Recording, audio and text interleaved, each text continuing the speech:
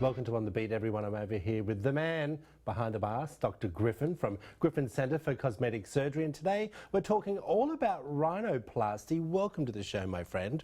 Okay, this is one of my favourite topics. I like that we're in a day and age, Dr. Griffin, that the stigma has gone from people having cosmetic or plastic surgery. Definitely. Don't you agree?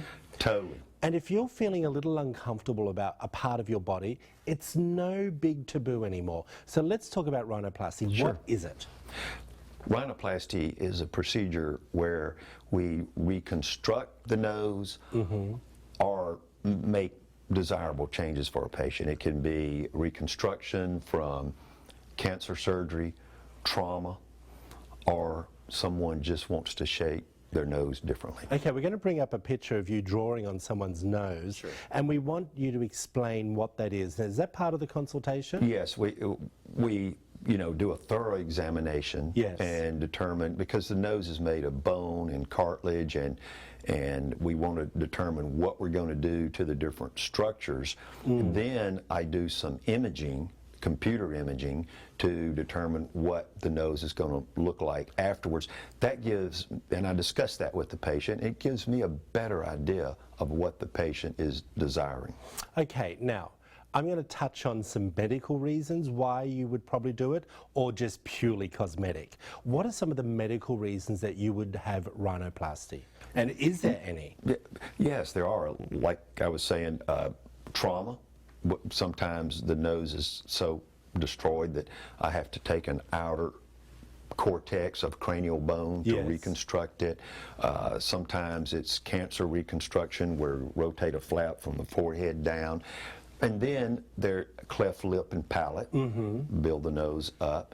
And then there's just changing the structure. Well, maybe you want to have the bump taken away, or slimline the nose. Exactly. But I was also thinking, is it anything to do with like people with bad sinuses, breathing issues, or is that really not the case? That's not so much the case. If it's structural, deviated septum and so forth, I work with the ear, nose, and throat doctors. They're the specialists in that. Okay, so let's talk a little bit about downtime, because it is quite a complex surgery, like you said. Are people needing a week away from work, 2 weeks? Because there's a little bit of bruising, right? Yeah, exactly. I would say a week, because we have a splint on the nose externally, and we always tend to get bruising around the eyes. Okay.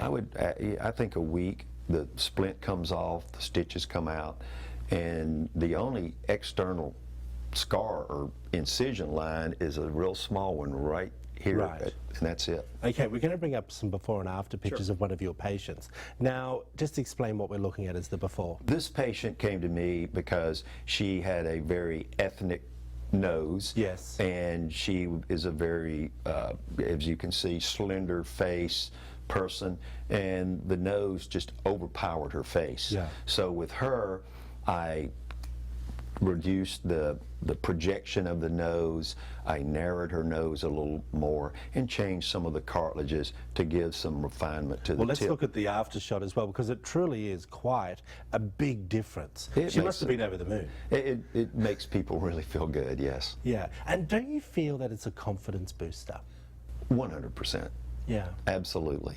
Is that part of the thing that you like doing? That's the thing. That's part of the gig that just gets your boat Troy, that's rolling. The thing I love, is seeing patients and thinking that I had some small part of making their life better. It just really makes me feel You're amazing. We appreciate you coming in just again. Thank you. If you want to find out more information about Dr. Griffin and Griffin Centre for Cosmetic Surgery, they have an incredible team over there, everyone.